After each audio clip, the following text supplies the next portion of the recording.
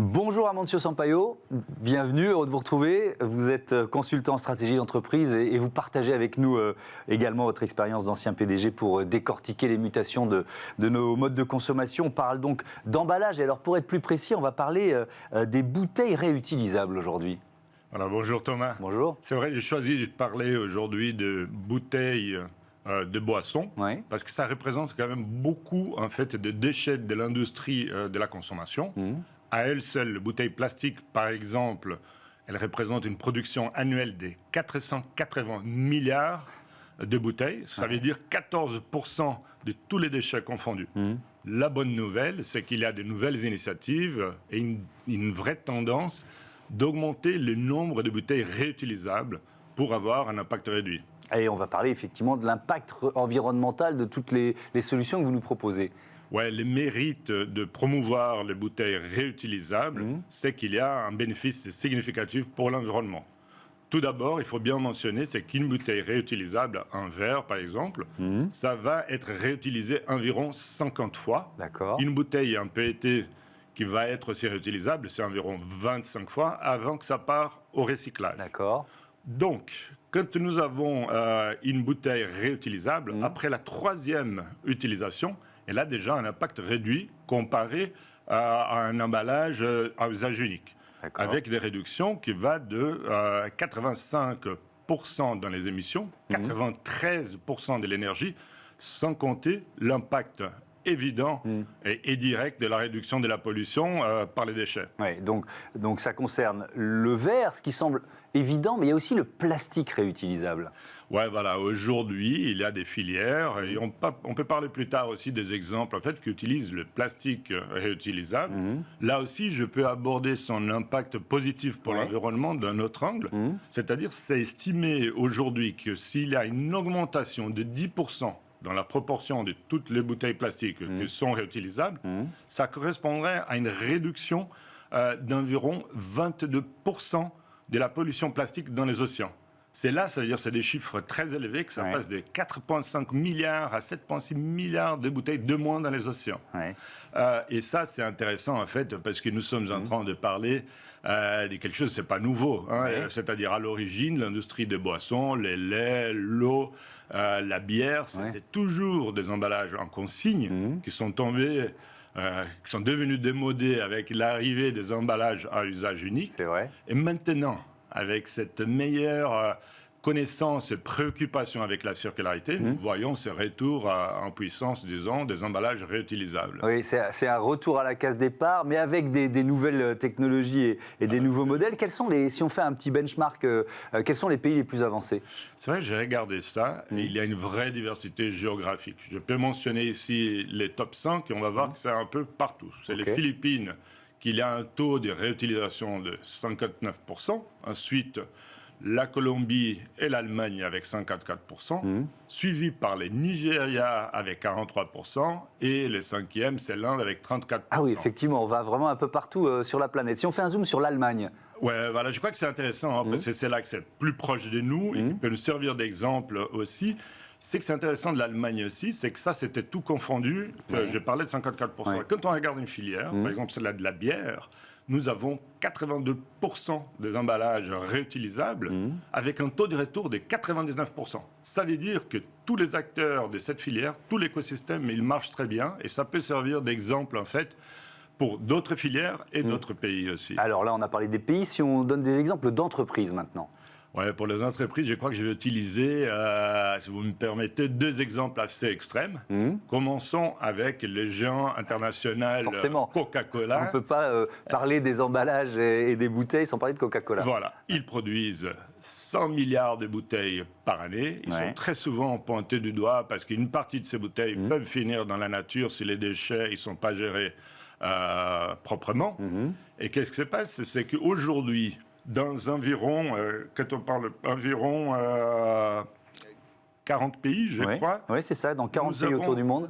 Nous avons déjà 40 pays autour du monde où il y a 25% au plus de la production de Coca-Cola que c'est déjà avec des bouteilles réutilisables.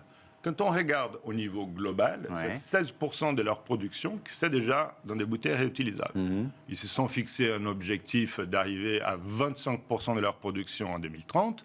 On peut toujours se poser la question, est-ce que ça va vite suffisamment? Mais de toute façon, ça bouge dans la bonne direction. Et une des initiatives qu'ils ont mis en place pour augmenter les taux de bouteilles recyclables, c'était justement, et c'est présent dans plusieurs pays en Amérique latine, c'est l'utilisation de la bouteille universelle. Ça veut dire quoi? C'est des bouteilles avec le même format, avec la même couleur, pour des différents produits.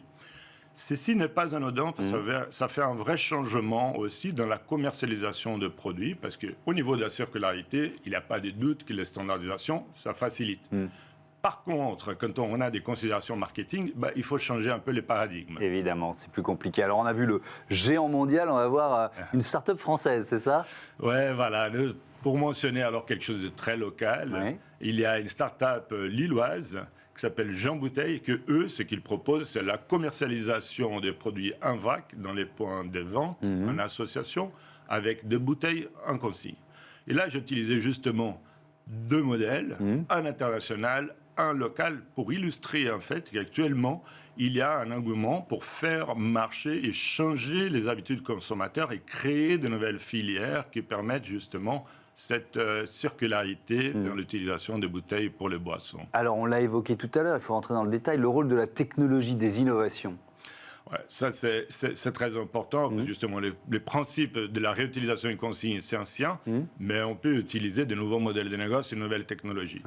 Les retours des bouteilles sont critiques pour que ça marche, que ça ferme la boucle. Et là, il y a 2 façons de retourner. Ça veut dire où on va au point de vente, soit à la maison. Dans les points de vente, il faut la praticité pour le consommateur. C'est-à-dire qu'on arrive, qu'il y a des machines performantes qui récupèrent les bouteilles, qui les classent et qui puissent faire les crédits tout de suite sur les comptes. Ça, c'est quelque chose quand on va au magasin. La maison, c'est un vrai défi logistique parce qu'il a une granularité, il a un nombre incroyable de foyers. Donc, il faut que ça fasse du sens économique aussi d'aller chercher à la maison. Et là, il y a une initiative très intéressante, ça marche déjà depuis quelques années, qui s'appelle le Loop, où on a 3 groupes d'acteurs, en fait, c'est-à-dire un spécialiste de l'économie circulaire, les industriels et aussi la grande distribution. Le but, c'est on va concevoir et développer des produits qui sont dans des emballages réutilisables, qui vont être commercialisés séparément.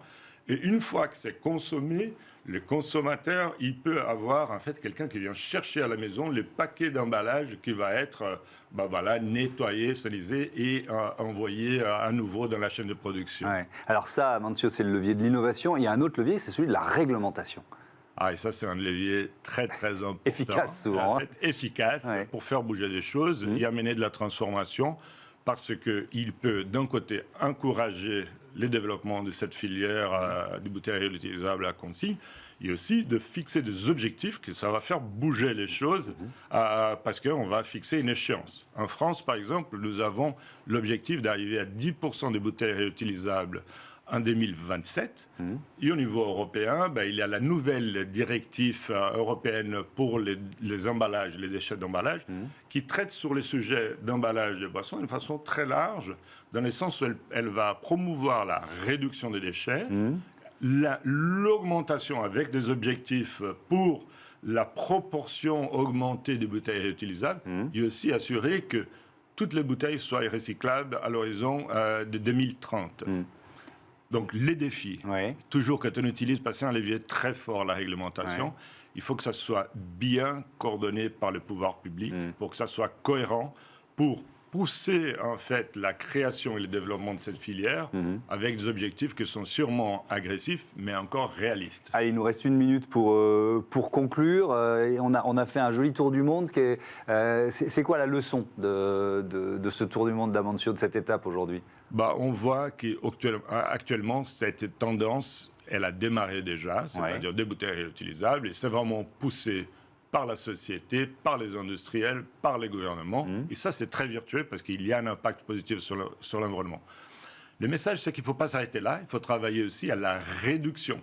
Et pour la réduction des bouteilles, on va dans des nouveaux modèles comme SodaStream, qu'on connaît beaucoup, qu'on puisse faire à la maison, en fait, sans gazéifier, ou bien la prolifération de fontaines très sophistiquées d'eau, que ce soit dans les entreprises, dans l'espace public, ou, par exemple, là, j'ai l'exemple d'une start-up américaine, Bevi, qui, elle permet de choisir le type de boisson, les arômes et même des additifs comme les électrolytes ou bien la caféine. Donc ça veut dire, là, on élimine totalement, non, mais en bonne partie les emballages et en plus l'impact écologique aussi de la distribution. Merci beaucoup, Amantia. À bientôt pour une nouvelle étape de votre tour du monde. On passe à notre débat, la formation au métier de l'impact, au programme.